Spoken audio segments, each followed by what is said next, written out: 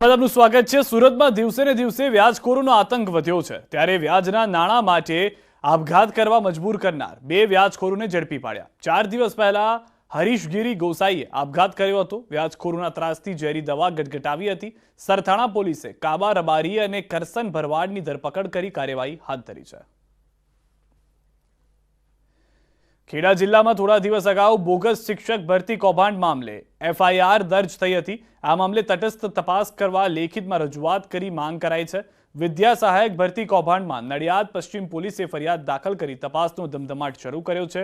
Bogus શિક્ષક ભરતી કૌભાંડમાં 4 થી 5 શિક્ષક ખાતાના અધિકારીઓ સાથે 15 થી વધુની સંડોવણી હોવાની શક્યતા સામે આવી છે।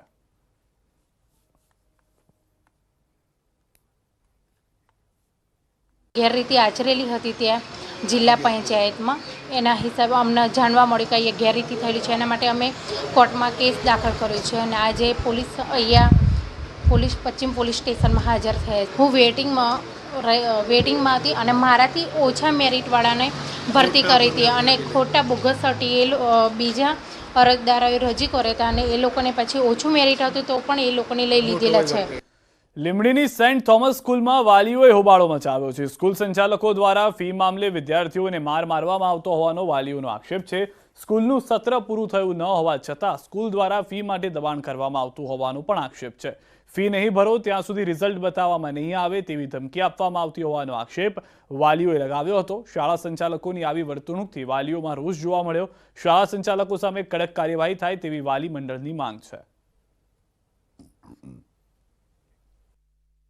मैं 2 वाली मीटिंग में इंग्लिश में मारा जो बधा प्रश्नों था मैं लखीने आप्या तो एनु अत्यार सुधी कोई सोल्यूशन आव्युं नथी।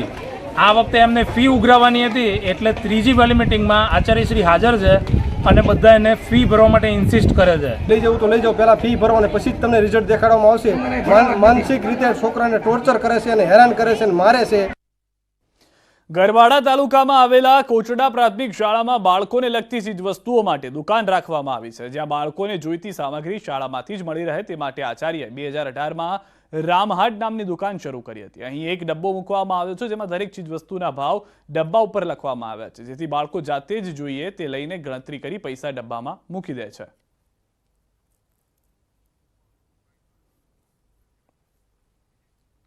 કે આ રામહાટની વસ્તુઓ સ્ટાફ દ્વારા લાવવામાં આવે છે અને એને જે બોક્સમાં સામાન મૂકીએ છીએ તેની ઉપર કિંમત લખેલી છે, તેથી બાળકો પોતાની જરૂરિયાતના શૈક્ષણિક સાધનો લઈ જાય છે અને જો એના જે પૈસા છે કિંમત પ્રમાણે મૂકે અને બાકીના પૈસા ગલ્લામાંથી જાતે લઈ જાય છે, એટલે કે કેટલામાંથી કેટલા જાય તો કેટલા વધે। અને બીજું કે જે જીવનના ઉચ્ચતમ મૂલ્યો છે, ધારો કે પ્રામાણિકતા છે, ચોકસાઈ છે, સ્વચ્છતા છે, એ પણ કેળવાય છે। એ રીતે અહીંયા અમારી શાળામાં રામહાટ ચાલુ છે। 10 વાળી નોટ હોય તો 10 રૂપિયા મૂકીને લઈ જઈએ છીએ, તેથી અમને બજારમાં જવું ન પડતું। આખી સ્કૂલના અમારા વિદ્યાર્થી અહીંથી જ લઈ જાય છે બધું। અમારી શાળામાં 2018થી રામહાટ ચાલુ થયું છે અને રામહાટમાં મળતી અમને જરૂરી પડતી વસ્તુઓ મળી જાય છે। મારે કંઈ બી જરૂર પડે, બોલપેન, પેન્સિલ, નોટ કે નોટબુક ગમે તેની જરૂર પડે તો અમે અહીંયાથી લઈ લઈએ છીએ। અમારે બજારમાં જવાની જરૂર પણ નથી પડતી અને અમારે રામહાટમાંથી જ બધું મળી જાય છે।